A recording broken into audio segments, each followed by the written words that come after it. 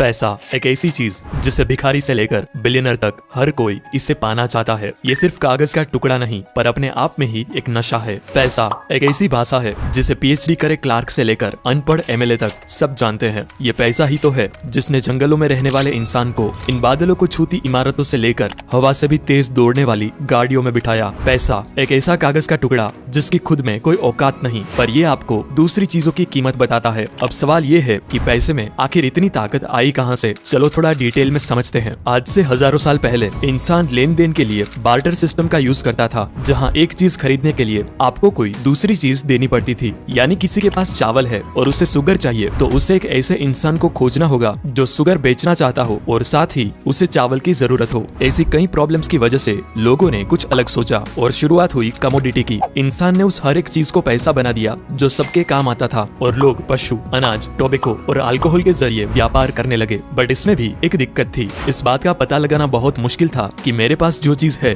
उसकी सही कीमत क्या है। और कमोडिटी वक्त के साथ खराब भी हो जाया करती। खरीदे जानवर मर जाते, अनाज सड़ जाता। अब इंसान को कोई ऐसी चीज चाहिए जो यूनिवर्सल हो और शुरुआत हुई सोने और चांदी से बने सिक्कों की। लेकिन इस दो टांग वाले जीव को इसमें भी प्रॉब्लम थी, क्योंकि वो वजनदार सोने को लेकर घूमना फिरना और साथ ही चोरी का डर। तो कुछ सुनार और दूसरे लोगों ने मिलकर एक उपाय निकाला। उन्होंने लोगों से कहा कि तुम अपना सोना हमारे पास रख दो, हम उसे संभाल कर रखेंगे। बदले में वो सुनार उसे कागज का टुकड़ा दे देता जिसमें लिखा होता कि मेरे पास आपका इतना सोना रखा हुआ है, जिसे IOU कहा जाता। IOU मतलब कि मैं तुम्हारा कर्जदार हूँ, जिसे दिखाकर लोग कभी भी अपना सोना वापस ले जा सकते। सबको ये आइडिया काफी अच्छा लगा और लोगों ने अपना सोना उसके पास रखना स्टार्ट कर दिया। लेकिन फिर कुछ टाइम बाद सुनार लोगों को रियलाइज हुआ कि ये सिस्टम बनाने के बाद ऑलमोस्ट कोई भी इंसान अपना सोना लेने वापस आता ही नहीं और सब बस उस रसीद के जरिए ही व्यापार करने लगे थे, क्योंकि सबको यकीन हो गया था कि रसीद है मतलब सोना भी होगा ही। अब ये चीज समझने के बाद सुनार लोगों को लालच आ गई। अब उनके हाथों से बनी रसीद ही पैसा बन गया था। इसीलिए उन्होंने फर्जी रसीदें बनाना स्टार्ट कर दी।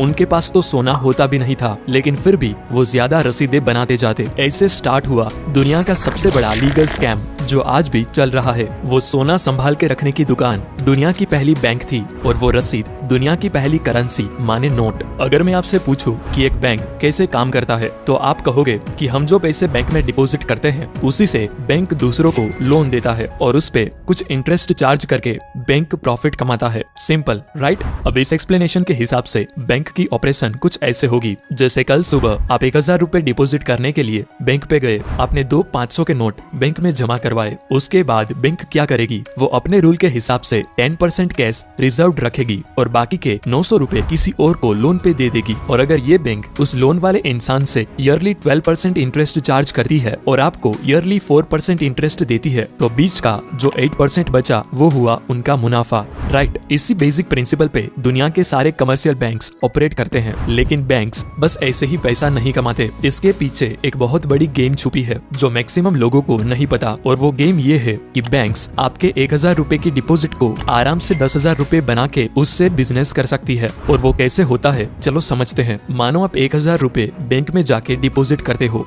बैंक अपने रूल के हिसाब से 10% कैश रिजर्व रखेगी और बाकी के 900 रुपए किसी को लोन पे दे देगी। पर ध्यान से देखिए यहाँ हुआ क्या। आपको अपने पैसे डिपॉजिट करने के बाद अगर आपका बैलेंस चेक करोगे तो आपको वो ही 1000 रुपए दिखाया जाएगा। और इधर जिस इंसान ने लोन के लिए अप्लाई किया था और बैंक ने उसे लोन दिया वो भी अपना बैलेंस चेक करेगा तो उसको भी 900 रुपए दिखाई देंगे। इसका मतलब आप दोनों के हाथों में 1000 और 900 रुपए की परचेजिंग पावर है, जबकि एक्चुअली उस बैंक के पास बस 1000 रुपए ही कैश है। मतलब उस बैंक ने बस अपने कंप्यूटर पे कुछ नंबर्स टाइप करके मार्केट में एक्स्ट्रा 900 रुपए की करेंसी क्रिएट कर दी, जो कि ऑफ कोर्स वर्चुअल है क्योंकि उसे बैक करने के लिए कोई कैश तो है नहीं। और ये खेल सिर्फ यहाँ खत्म नहीं होता, ये बहुत आगे जाता है। जैसे जिस इंसान ने 900 रुपए का लोन अप्लाई किया था उसने ऐसे ही तो लोन अप्लाई नहीं किया होगा, उसे भी वो 900 रुपए कुछ खरीदने के लिए चाहिए होंगे। और जब ये पैसा खर्च करेगा तो ये पैसा सिंपली उसके अकाउंट से ट्रांसफर होके किसी और के अकाउंट में जाके डिपॉजिट हो जाएगा और बैंक फिर से इस 900 रुपए का 10% रिजर्व रखेगा और बाकी के 810 रुपए फिर से किसी और को लोन पे दे देगा। ऐसा करते करते एक बैंक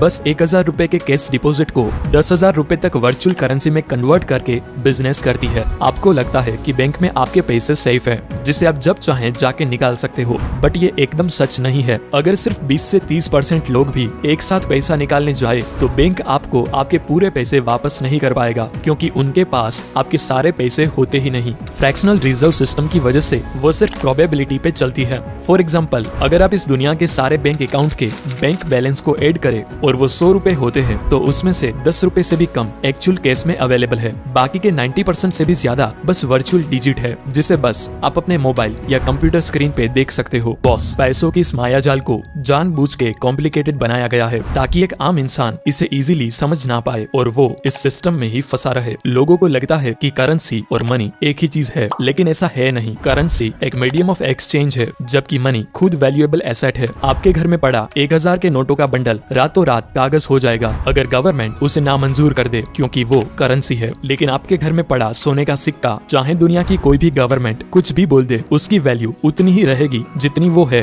देखो बॉस, दूसरे इन्फ्लुएंसर्स आपको जो भी बोले कि गोल्ड बॉन्ड्स खरीदो, डिजिटल गोल्ड लो, गोल्ड के ETF में पैसा लगाओ, ये करो वो करो, वरना फलाना टैक्स लगेगा, ठिकाना टैक्स लगेगा, मैं कहूंगा रियल गोल्ड भी खरीदो, क्योंकि लाइफ के कुछ डिसीजंस टैक्स के आधार पर नहीं लिए जाते। अब आपके पास कहां 500,000 करोड़ है कि आपको 2-4% टैक्स की भी फिक्र करनी पड़े। और सच तो ये है कि पेंडेमिक के टाइम रियल माल ही काम आता है। आप किसी को अपना गोल्ड बॉन्ड का सर्टिफिकेट दिखा के पूरे साल का राशन नहीं खरीद सकते, लेकिन घर में पड़े सोने का एक छोटा सा हिस्सा फेंक के पूरे साल का बंदोबस्त किया जा सकता है। ये कागज सिर्फ भरोसा है और भरोसे पे ही दुनिया कायम है।